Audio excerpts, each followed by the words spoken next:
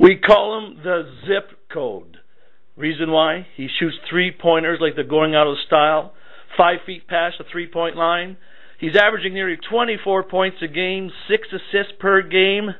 His name's Zach Waldher. He walks the walk, he talks the talk. And they list him at, first off, Zach, they list you at 5'9". Yeah. That's being kind of giving you a couple inches there. Yeah, a little generous there, right? I think I'm more about 5'8", 5'7.5" or so. Last time I went to the doctor. Okay, 5'7.5", 5'8". Some people say, you know, when teams come into town, they say, well, the Huskies got a star player out there, you know, averaging 24 points a game, 6 assists, and they naturally look to the big guys. And all of a sudden they look at, and it's the Quicksilver guy on the court. Do you have to prove yourself more being a small man in basketball? No, I mean, maybe at first when you first come out, you know, teams will say, oh, he's a midget, he's short, this, and that. Next thing you know, you're blowing by him, you're scoring points, you're getting your teammates going, and at the end of the night, you look up the scoreboard and you got a W, and that's all that matters, right? Okay, and you're coming from the States. You played the junior college ball in the States, Clark College, and came up to Keanu, took a year as a red shirt, and now playing up here in Canada. One of the stars, not only in the ACAC, but in the CCAA from coast to coast to coast. What's the big difference from playing ball south of the border to playing ball in Canada? The physicality is definitely different. Back in the States, they let you play a little bit more physical. Up here, you know, they're a little bit more touchy, but some other little things are just the hand-checking things. You know, you're allowed to hand-check a little bit more up here. We're down there, you got to keep your hands off most of the time, right? Defense. Other than that, basketball's basketball, I've learned, right? Minor adjustments here and there, but overall, like I said, it's just a round ball going through the net.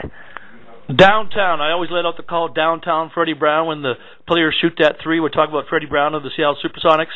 Where did you learn that? Was it on the outdoor courts, the inside courts, or just a combination? Where did you learn that outside shot? It'd have to be on the outside courts. You know, down in Washington and Oregon there, the wind blows pretty hard down there, and we have a lot of courts, and we all go outside and play, like you talked about earlier down in Winnipeg, right? You learn how to adjust and put the proper arc on your hoop. When you're shooting on a double-rimmed hoop, you have to have good arc, good follow-through, and that's where I learned how to shoot. Now, you're a shooter. You come down, your job is to shoot. Your job is to dish the ball. How hard is that to do both, you know, shooting? Because a lot of players are just shooters. Some players are just passers. In the history of the big leagues, the NBA, only one player has led the league in assists and steals. That was Nate the Skate Archibald, once again a tiny player at 6 feet tall. But you have the chance of being either second or top in scoring and top in assists. What kind of mentality do you have to have, and when do you know to shoot, when do you know to dish the ball? There's a fine line between scoring and passing the ball, right? I enjoy, honestly, first to pass the ball, to get my teammates going, and then everything opens up for myself. There's no really, like I said, there's no time you pick or choose. It's just whatever the defense gives you, you react to. I'm a firm believer it's all reaction, right? Things you've been practicing since you were a kid, the 3-2-1 shot at the end of the buzzer, or dribbling through the cones, making that extra pass, whatever, to a big man for a dunk. It's just first nature, right?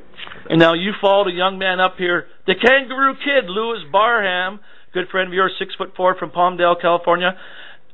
That friendship must be pretty tight for you to travel to, you know, the North Pole, literally, to play hoops. Yeah, for sure. I love Louis. He is my best friend, and it's honestly a great pleasure every day stepping on the court, getting to play with him. You know, some days will be worst of enemies, some days will be best of friends, but at the end of the day, we love each other, and we do anything for each other, and I'm enjoying this season playing alongside him, right? And now the season's winding down. What are you looking forward to the end of the season and the playoffs?